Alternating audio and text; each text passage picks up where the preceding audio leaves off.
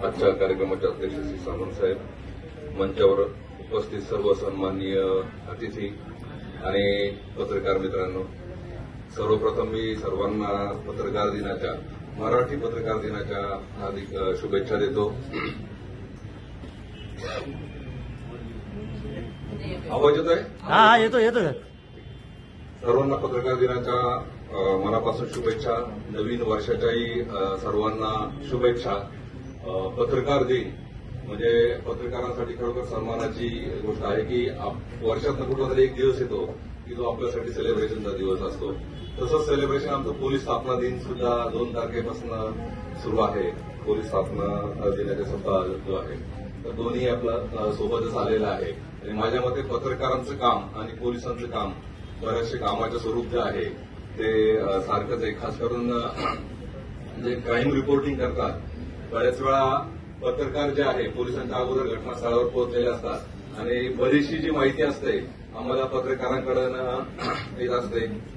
या ठिकाणी असं झालेलं आहे किंवा या ठिकाणी असं होण्याची शक्यता आहे, अशी सुद्धा माहिती जी आहे ती आम्हाला पत्रकारांकडूनच प्राप्त होत असते.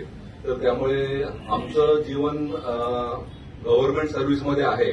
सर्वांना माहिती की पोलिसांचं जीवन खडतर आहे. 24 तास त्यांनी सांगितलं, 24 तास 24/7 प्रत्येक अधिकारी कर्मचारी कायद्याने ड्युटीवर असतो, हजर राहावं लागतं.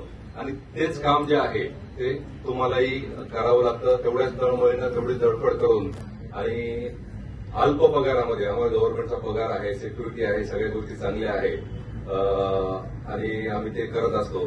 परंतु तुम्ही सुद्धा तेवढ्याच तळमळीनं आपलं कर्तव्य बजावत असतात. त्या सर्व कामासाठी, तुमच्या तळमळीसाठी, तुमच्या धडपडीसाठी मी खरोखर तुमचं कौतुक करतो, शुभेच्छा देतो. आता ज्यांचा माझ्या हस्ते, साहेबांच्या हस्ते, सर्वांच्या हस्ते जो सन्मान झाला त्यांचं पण अभिनंदन करतो. इथं असणारे उपस्थित जे सर्वच पत्रकार आहे, जवळपास सर्वांनाच मी वैयक्तिकरित्या चांगलं ओळखतो. प्रत्येकाचं काम पण मला चांगलं माहिती आहे. तर हा सन्मान जो आहे तो अतिशय योग्य आहे आणि अशी कौतुकाची थाप जी आहे ती कामाच्या बाबतीमध्ये मिळणं गरजेचं असतं. आणि दुसरी गोष्ट म्हणजे आमचे जे पोलीस अधिकारी आहे, पोलीस अधिकाऱ्यांना बोलवून त्यांचंही कौतुक केलं, ते त्याबद्दल मी पण धन्यवाद देतो. त्याला कारण असं की आपण तर काम करत असतो, बऱ्याच वेळा पोलिसांचा जॉब जो असतो थँक्सलेस जॉब असं म्हटलं जातं, त्याचं कोणी आभार मानत नाही, त्याचं कोणी कौतुक करत नाही. तर नक्कीच हे आमचे जे दोघेही डिपार्टमेंट आहे, सायबर सेल आणि नार्कोटिक्स, दोघांनी अतिशय उत्कृष्ट काम केलेलं आहे.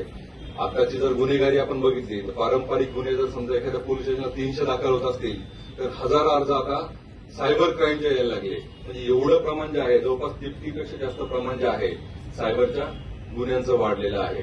आणि त्यामध्ये पैसे मिळवणं अतिशय अवघड असं, कारण हे ऑपरेट केलं जातं बाहेरच्या राज्यातनं, बाहेरच्या देशातनं, आणि ते पीडिताला पैसे मिळणं पण खूप अशक्य असतं.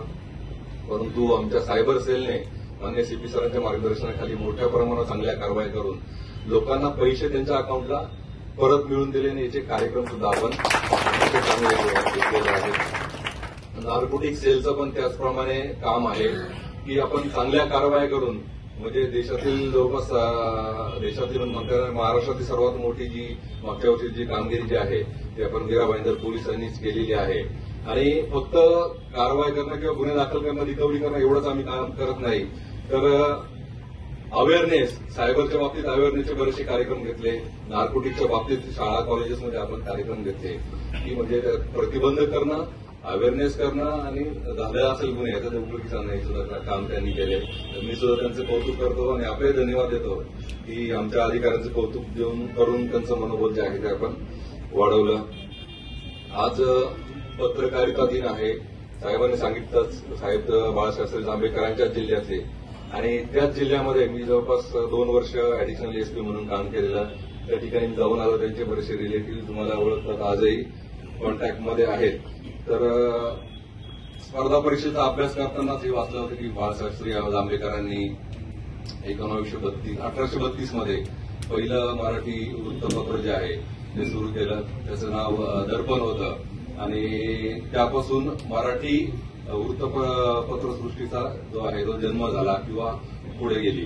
तर आपण जर महाराष्ट्रातले किंवा आपल्या देशातले पण जे स्वातंत्र्य चळवळ आणि समाज सुधारक जर बघितले तर पत्रकारितेची भूमिका किती महत्वाची आपल्याला कळेल. आपण बघा, पहिले पंतप्रधान जवाहरलाल नेहरू असतील, महात्मा गांधी असतील, सुभाषचंद्र बोस असतील, लोकमान्य टिळक असतील, म्हणजे राजकीय जीवनाचा प्रत्येक व्यक्ती पत्रकार होता. त्याचा आपल्याला अभिमान वाटला पाहिजे. म्हणजे आपलं काम किती महत्वाचं आहे, म्हणजे राजकीय जागरूकता, सामाजिक जागरूकता हे करणं किती महत्वाचं आहे. डॉक्टर बाबासाहेब आंबेडकर आहेत तिथं.